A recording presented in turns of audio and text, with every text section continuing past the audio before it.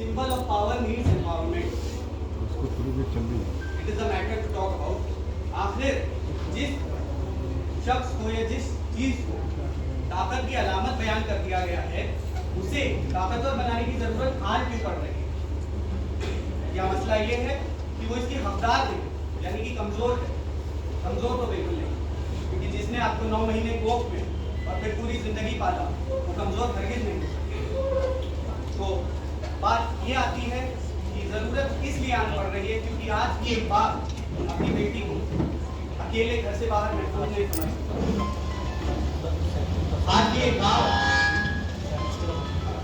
एक बाप अपनी बेटी को अकेले घर से बाहर महफूज नहीं समझ सकता।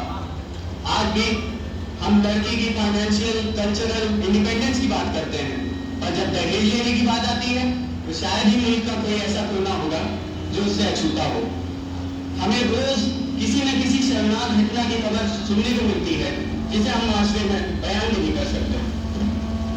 ये बोलकर मैं कहना चाहूंगा कि ऐसी क्या चीज है जो एक औरत हासिल नहीं कर सकती जिंदगी में? ऐसी क्या चीज है जो एक औरत अपनी जिंदगी में हासिल नहीं कर सकती? अगर वो चाहे उसे मौका मिले तो वो UN जैसी अंतरराष्ट्रीय संस्था में भारत का नेतृत्व करने वाली विजय लक्ष्मी पंडित बन सकती है। अगर उसे मौका मिले तो वो कोई खिलाड़ी, कोई नेता, कोई अफसर बनकर अपने परिवार का नाम रोशन कर सकती है।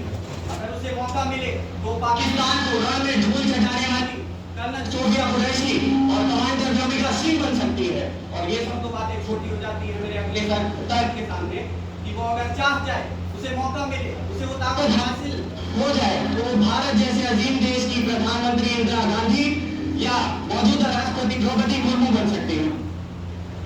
तो इसको लेकर मैं कहना चाहूंगा उर्दू की कुछ लाइनें, औरत किसी के एहसान से नहीं अपनी काबिलियत से मकाम पाती है। वो जिंदगी सिर्फ देती नहीं, हर दफा उसे जीत कर दिखाती है। Thereby, I urge all the youth sitting in front of me that we must become the driving power. We must begin the driving power who will drive a change in our society. We need respect women not because they are needy, but because they deserve it. बात वजनदार है। हम हिंदुस्तान जैसे मुल्क में रहते हैं जहाँ की आबादी 140 करोड़ है, जिसमें से आधी महिलाएं हैं। अगर कोई एक औरत अपनी जिंदगी में कुछ अचीव करती है तो ज्यादा तो नहीं पर हजारों को तो उससे पैदान जरूर हासिल होता है।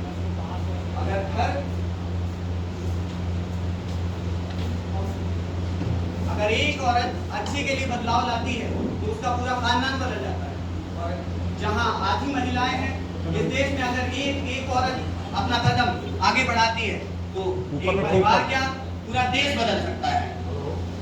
So I request all the students, be it boys or be it girls, that we must step out and pledge to take on the responsibility to change the society for good, and we must make India a country where women and men walk beside each other, not ahead of anyone, not behind anyone, but together, better and stronger.